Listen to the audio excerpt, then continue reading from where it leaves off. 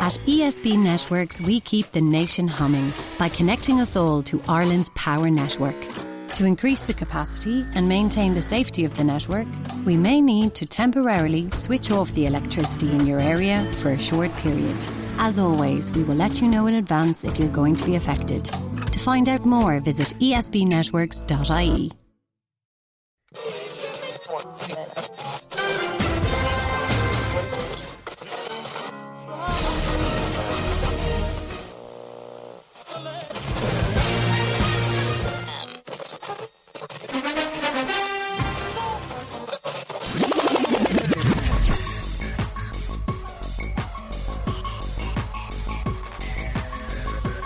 Onto your headphones and pour your favorite beverage. It's time for the Kickin or Stickin Fantasy Football Podcast. Now, fresh off the sidelines, your host, Matt McPeak.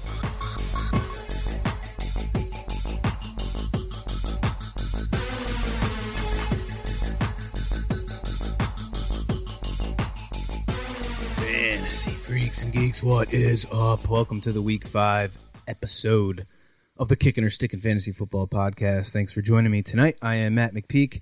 It is Thursday night at about 8 o'clock, so I'm going to pretty much force myself to do this episode in less than a half hour, because last week I was at like 45 minutes, and I really want to keep it to a half hour for you guys, so let's jump into it. First game is the Cardinals at the Jets. DeAndre Hopkins played last week despite being questionable all week, and he still led his team in targets. He's obviously a must-start. Christian Kirk finally gave us an okay game with that touchdown that he had, but he's still done very little this year.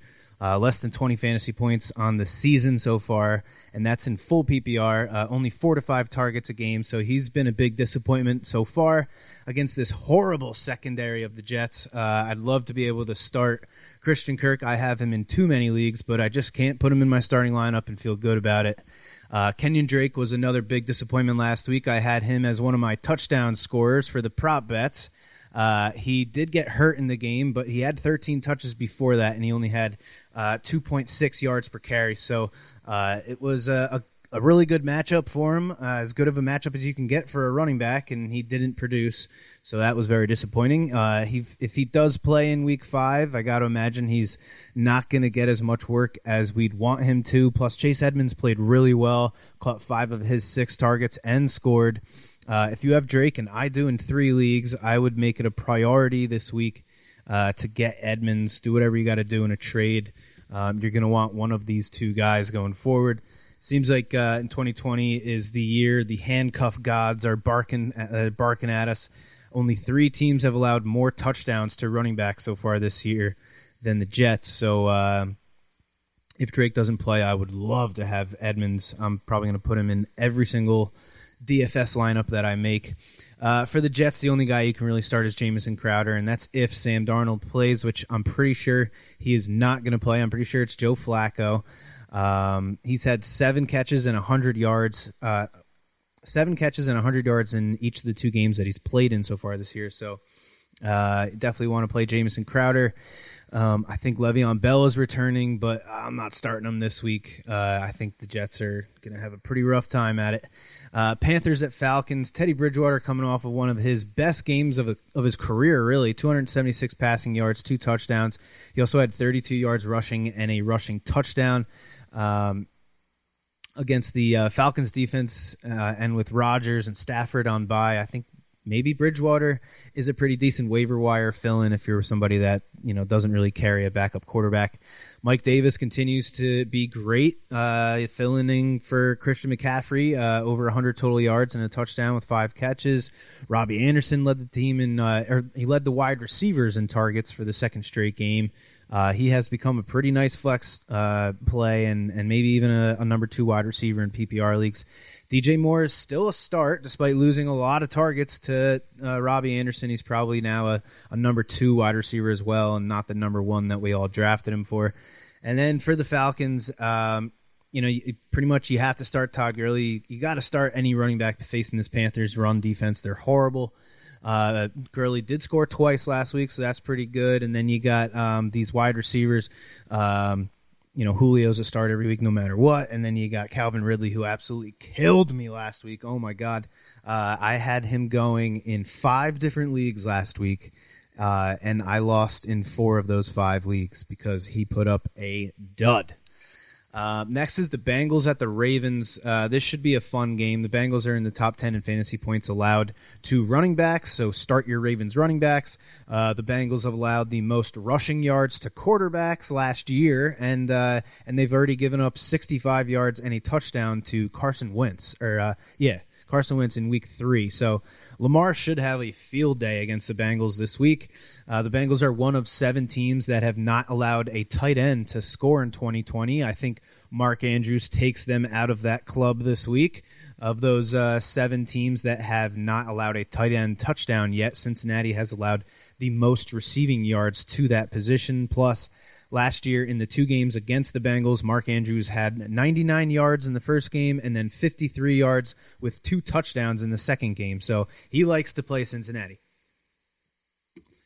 Joe Mixon had a huge game last week against Jacksonville, 42 fantasy points, but the Ravens have one of the best running defenses, rush defenses in the league. So if you are going to start him, I would expect his numbers to look more like they did in the first 3 weeks, which was around 8 fantasy points. So, be prepared if the guy goes from 41 points to one week to less than 10 the next week.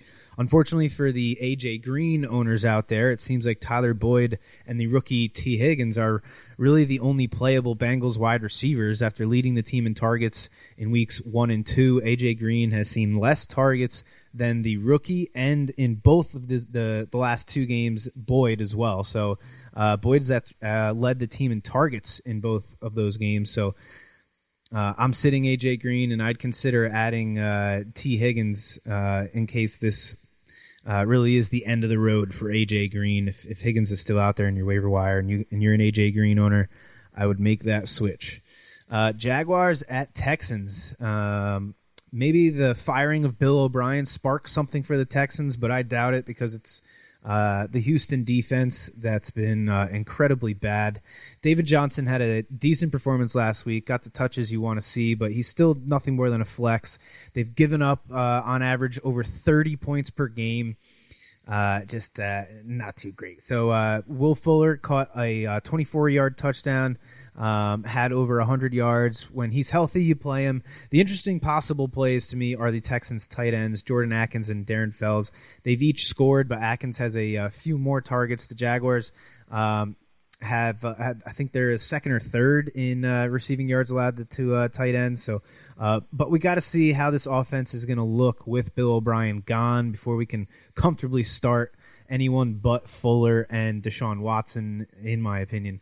My favorite player in this game, though, is the undrafted rookie James Robinson. 3 of 4 games with 100-plus total yards, averaging just under 5 yards per carry. The Texans have been atrocious against the run this year. They've allowed, on average, 181 yards a game. So start James Robinson. DJ Shark returned last week, and he saw more targets than he had seen in weeks 1 and 2 combined. Plus, he scored twice against the Bengals. In this first game against the Texans last year, he had 18.5 full PPR fantasy points. So I think as long as he gets the number 1 targets, he's definitely a good start against the Texans.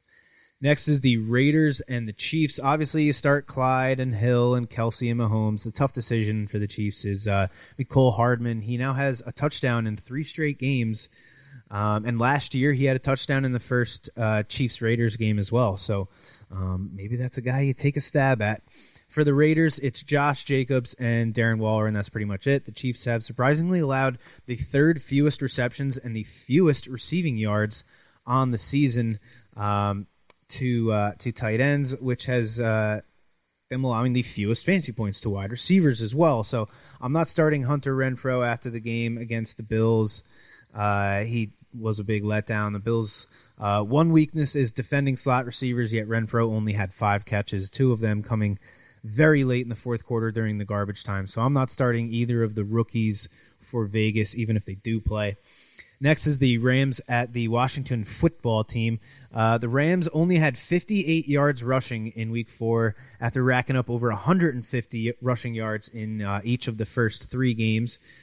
Super disappointing game for Darrell Henderson coming off his 100-yard game in Week 3. In Week 4, Henderson only got 8 carries and 1 target. I actually started him over Joe Mixon as a flex play in a league last year, so that was a fantastic call by me. Cost me about 35 points. I am really hoping Henderson can get back on track here against the Washington football team, who is in the middle of the pack as far as fantasy points allowed to running backs. Last week, if Cam Akers is active, here's a potential spam call. Here, let's let him listen in on the podcast here. So where were we? I think I'm sitting Henderson. I'm only playing Henderson if I know for a fact that Akers is out. We saw last week how splitting carries with just Malcolm Brown is bad enough. If Akers is healthy too, it makes pretty much all 3 of these guys unstartable. We're starting Cooper Kupp, Robert Woods, and I think Tyler Higbee is deserving of a start as well. Washington, one of only 4 teams that have allowed 5 or more touchdowns to tight ends. Higbee had that huge 3-touchdown game against Philly. I think he got, and he hasn't scored since, so I think he's got a pretty good chance to score here. I think the only Washington players you can really play are Terry McLaurin and Antonio Gibson.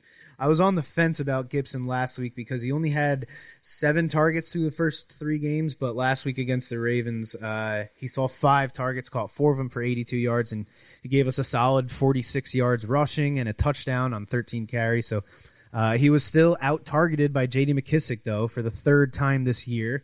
The Rams have allowed on average 100 yards rushing and 50 yards receiving per game to running backs so far. So if Gibson can get half of that, catch 4 balls, he could get to double-digit fantasy points, and then you're pretty much just hoping for a touchdown. So, but I'm playing Antonio Gibson if I have him, which I don't in any of my leagues, which kind of sucks. Colts at Browns. With Nick Chubb going down last week, Kareem Hunt is now a must-start running back every week. Hopefully he'll see a good 20 touches a game until Chubb returns. But this Colts run defense has been pretty damn good. 3rd fewest fantasy points to running backs. So I'm not going to freak out after this game if Hunt only ends up with like 8 to 10 points. If Chubb is going to be out for multiple weeks, Hunt is going to be awesome.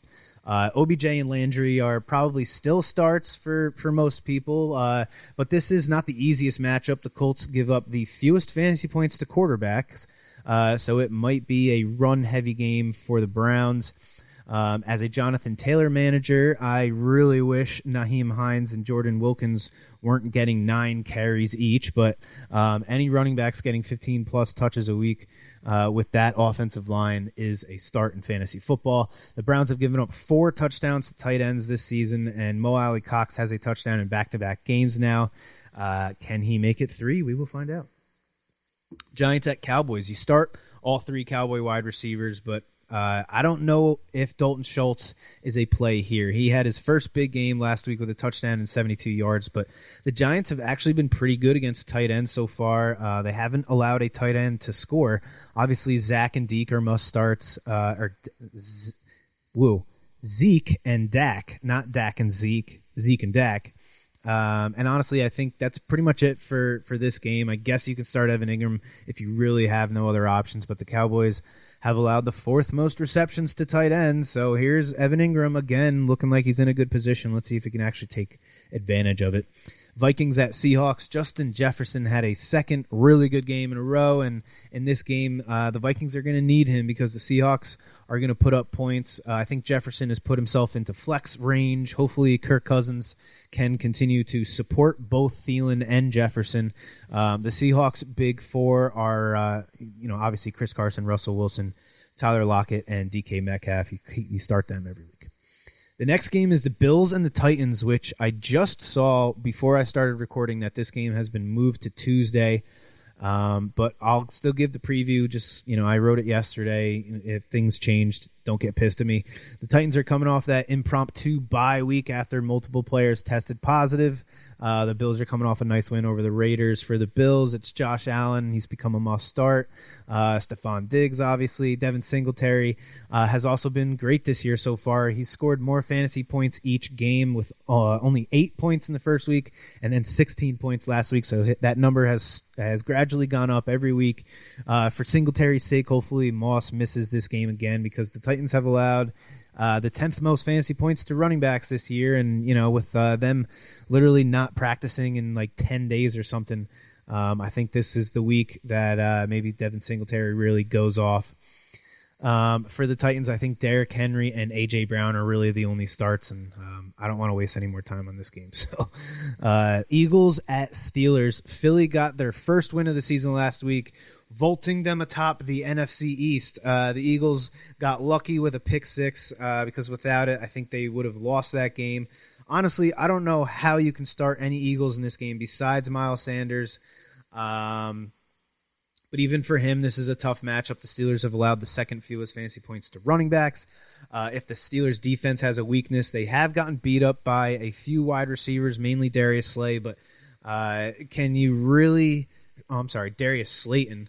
But can you really start Greg Ward? He did have a touchdown and 72 yards in Week 3 in that tie against the Bengals, but he had less than 40 yards in the other 3 games. And in one of those 3 games, he had 1 catch for 5 yards. So I can't play him. I wish I could say keep playing Zach Ertz, but last week, only 4 catches for just 9 yards, only 5 targets. He was getting so much attention by the 49ers. The Steelers are above average against tight ends, and with the Eagles possessing really no threat anywhere else on the field besides Sanders, I think the Steelers will be able to lock Ertz down the same way that the 49ers did. Really, I hate to say it because Ertz has been one of my favorite players over the past few years. Dude would catch 10 passes a game or whatever, easy. But it's just that's not him anymore. The Eagles secondary has been pretty bad this year. They've allowed the 7th most receptions to wide receivers. Coming off a bye, I'm going to play Juju and Deontay Johnson, James Conner, and I even think Eric Ebron is worth a start if you're hurting at tight end, maybe a streaming tight end. You can take a shot with the Eagles have allowed the 5th most receptions and receiving yards to tight ends, and they've allowed 5 touchdowns to tight ends already as well. Next is the Dolphins and the 49ers. The Dolphins really let me down last week. I had the Seahawks-Dolphins game as my over in Week 4, and I missed it by 1 frickin' point. The Dolphins kicked 5 field goals. The only touchdown they scored was a Fitzpatrick rushing touchdown. Devontae Parker still had a good game, though. 10 catches for 110 yards. Mike Gesicki, however, did not. Second consecutive game with only 1 catch on 3 targets for 15 yards. Aside from his huge Week 2 game when he had 23 half PPR fantasy points, Gesicki has done virtually nothing. 5 catches for just 50 yards and a touchdown. We just saw what the 49ers did to Zach Ertz, so I am not playing Mike Gesicki this week, which is a huge kick in the ass for me. I just traded a second-round pick in next year's rookie draft in one of my dynasty leagues for Mike Gesicki last week. Hopefully he can get a little bit more involved in the offense like I thought he was going to going into this season. Myles Gaskins was also kind of a letdown last week with only 3 catches. I thought he would be more involved in a high-scoring game, but it just didn't work out like that. Despite the 49ers trading away DeForest Buckner this offseason and then losing Nick Bosa and Solomon Thomas, they are still allowing the fewest fantasy points to running backs, so I'm not playing Gaskins. 2 more games here. We got the Broncos at the Patriots. This game is hard to break down because we just don't know what's going to happen at quarterback with Cam getting COVID. Does Brian Hoyer get the start again, or does Jarrett Stidham start after coming into the game last week? Because of all that, I think the safest play, and I can't believe I'm saying this, I think the safest play is running back Damian Harris from at least for the Patriots, the safest Patriot play. He had 17 carries for 100 yards right on the button. Sony Michel is on the IR now, and they're not giving Rex Burkhead 15 carries. So I'm starting Harris in a non-PPR league that I have Nick Chubb on the IR, and Leonard Fournette is he was doubtful, but I actually saw like 5 minutes before I started recording that he's now active for this game, so that's great. The Broncos' run D has been average against the run with so many injuries on their D-line. I don't think that I'm starting a Patriots running back not named James White, but it's my best option right now, so I got to go with him. Although now that I know Fournette is active, maybe I need to start Fournette. I don't know what the hell to do here. James White saw 8 targets in his first game back. He's a start in full PPR, obviously, and I think that's it in this game. I'm not starting any of those Patriot wide receivers without Cam at quarterback. Last game here, the Drew Brees Bowl, Chargers at Saints. Not sure as of right now whether Michael Thomas will play for sure. Seems like Austin Eckler will miss this game and probably a few games after with that hamstring injury. I missed on Alvin Kamara's receptions prop last week. Took the over 6.5 after he caught 13 balls on 14 targets in week 4. But I think he only ended up seeing like 4 or 5 targets last week, so that sucks. The Chargers have yet to allow a rushing touchdown to a running back, but they have given up 2 receiving touchdowns and the 6th most receptions to running backs. So I think Kamara will see enough a big target share if Michael Thomas misses again, and even if he does play, I think Kamara will see plenty of targets. Traquan Smith caught 2 touchdowns last week on only 4 targets. The Chargers have been, on average, they're a pretty average defense against wide receivers so far. So he's not a terrible start, but that's really only if Michael Thomas is out. I can't start Traquan Smith if Michael Thomas does play. Both teams are in the top 10 in fantasy points allowed to tight ends. So Jared Cook is still questionable, but seems like he's in line to play. So maybe he's in line for a nice game. And Hunter Henry has a really good chance to get his first touchdown of the year. I'm starting Hunter Henry in, I think, 3 different leagues. I drafted him a lot this year. And I know there's a lot of people out there that are still going to start Josh Kelly this week, but I'm not going to recommend it. He hasn't shown me enough, and I think the Saints' defense is pretty good. So I get it, with all the injuries you might have to, but I'm not doing it. So that's going to do it. I'm going to take a hot minute, and I'm going to jump into our Week 5 podcast picks.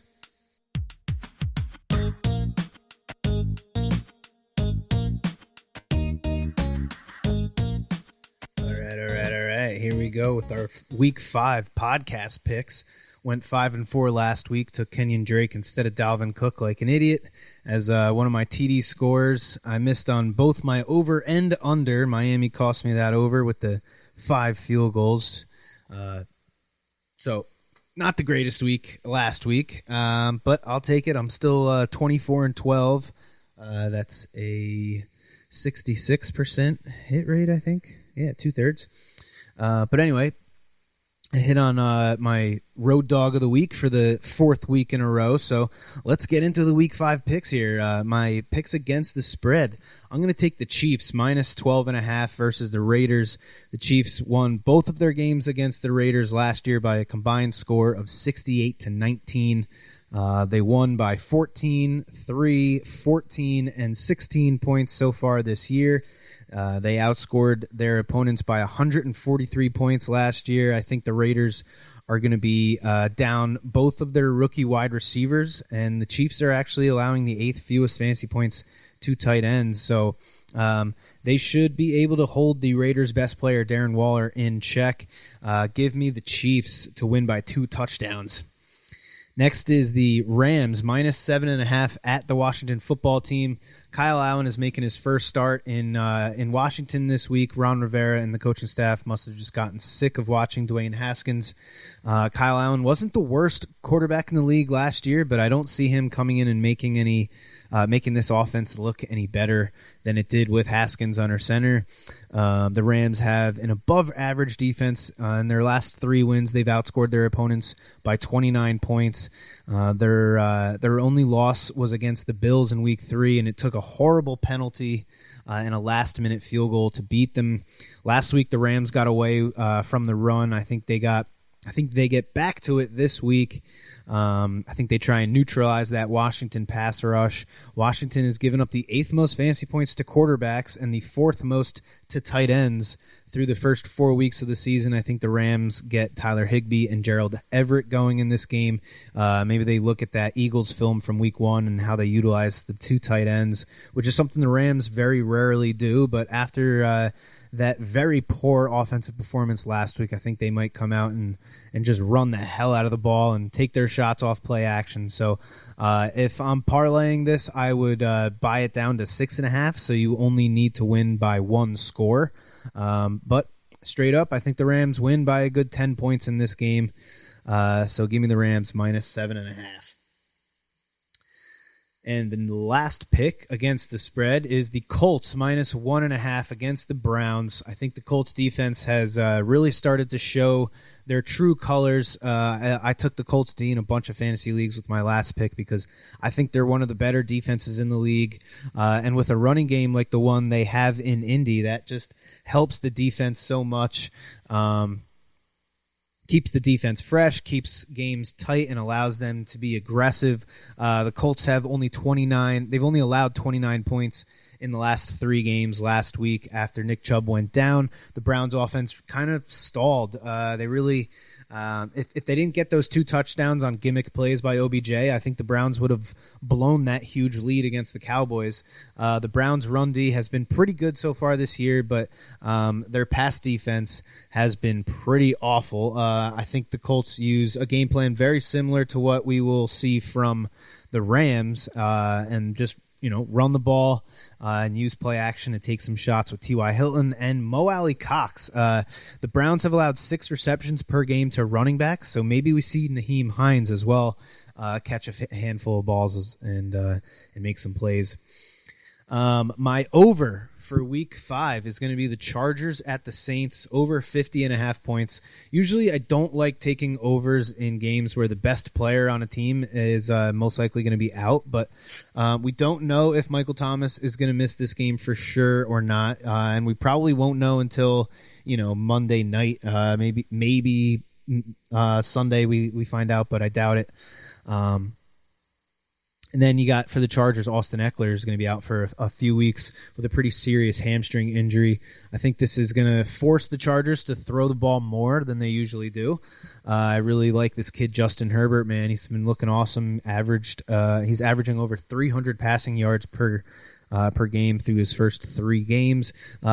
He hit on a handful of deep balls really last week against the Bucs, and the Saints D has not been what it was last year.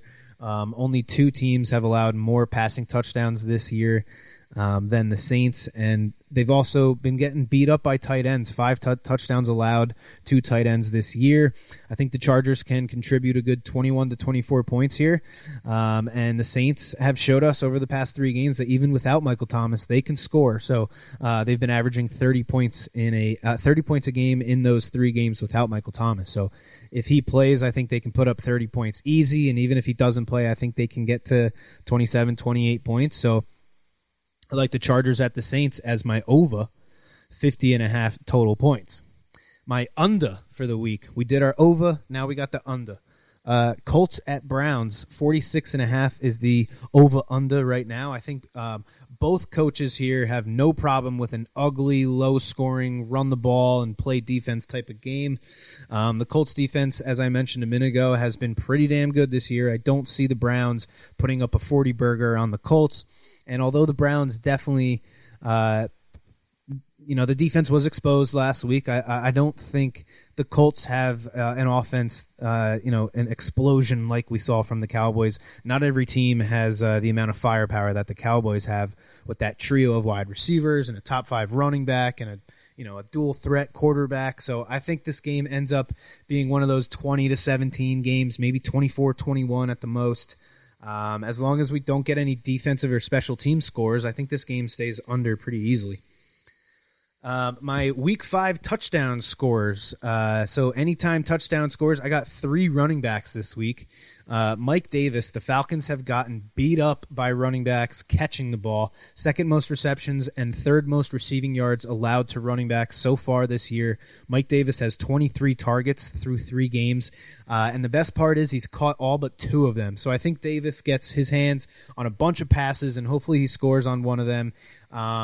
if you don't like the whole touchdown scorer bet, then just take his over in receptions prop, because as long as it's as long as they don't set it at like 7.5, then if it's anything over 5.5, 6.5, I would take it. But I wouldn't feel comfortable going with over on a 7.5. I'm not sure if he can catch 8, but 6 or 7 definitely.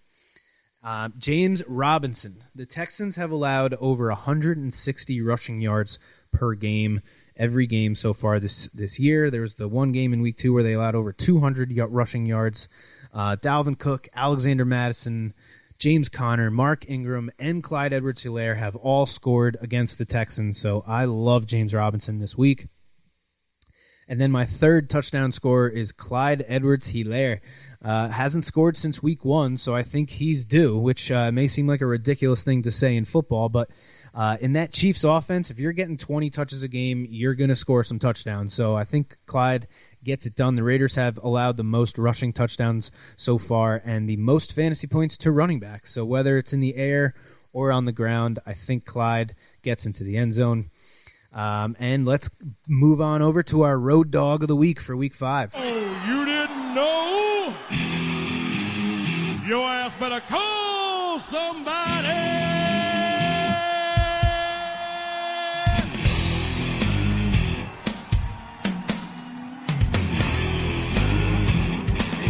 Go with the road dog of the week for week 5.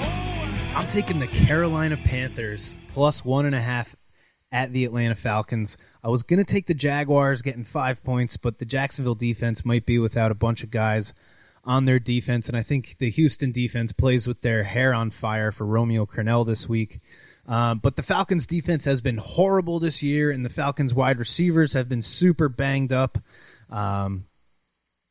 The Panthers put up 30 points last week for the second time this year. I think the Panthers can go in and take this game. It opened at plus 3.5 for the Panthers, but it has moved down 2 points in whatever it has been 4 days, 3 or 4 days, because obviously there's a lot of people out there that feel the same way as me. So I like the Panthers as the road dog of the week for week 5, and that's going to do it for the week 5 episode of the Kickin' or Stickin' Fantasy Football Podcast. Ooh, excuse me. Had some chili for lunch today. The chef at work made some dope chili, and it was delicious. So that's going to do it. Thanks for tuning in. Make sure you check us out next week. And as always, may the fantasy gods be cruel to your opponents. You have been listening to the Kickin' or Stickin' Fantasy Football Podcast. For more great episodes and information, follow us on social media and tune in every week. Kickin' or Stickin' is available on Google Podcasts, iTunes, iHeartRadio, Spotify, Alexa, Reach.tv, or your favorite podcast service. Kickin' or Stickin' is a proud member of the HC Universal Network family of podcasts. To find out more about this and other great shows on our network, visit us online at hcuniversalnetwork.com today. Fantasy football is fun, but gambling addiction destroys lives. If you or someone you love suffers from gambling addiction, please do not be afraid to seek help. The National Council on Problem Gambling operates the National Problem Gambling Helpline Network. Contact them today at 1-800-522-4700. Thank you for tuning in to the Kickin' or Stickin' Fantasy Football Podcast. Please remember to play responsibly and always look for your man downfield.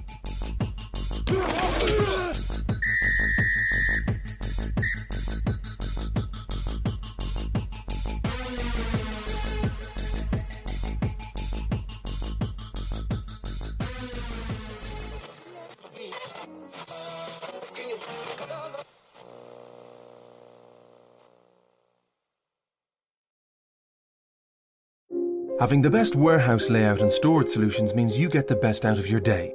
So if you're looking to upgrade your warehouse and production facility, at AJ Products you'll find a large range of pallet racking, metal storage cabinets and operator chairs, all available with CAD and installation.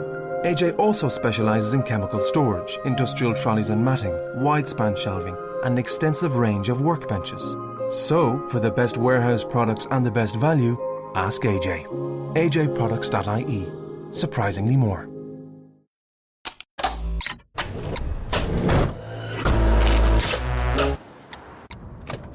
At ESB Networks, we keep the nation humming by connecting us all to Ireland's power network. To increase the capacity and maintain the safety of the network, we may need to temporarily switch off the electricity in your area for a short period. As always, we will let you know in advance if you're going to be affected. To find out more, visit esbnetworks.ie.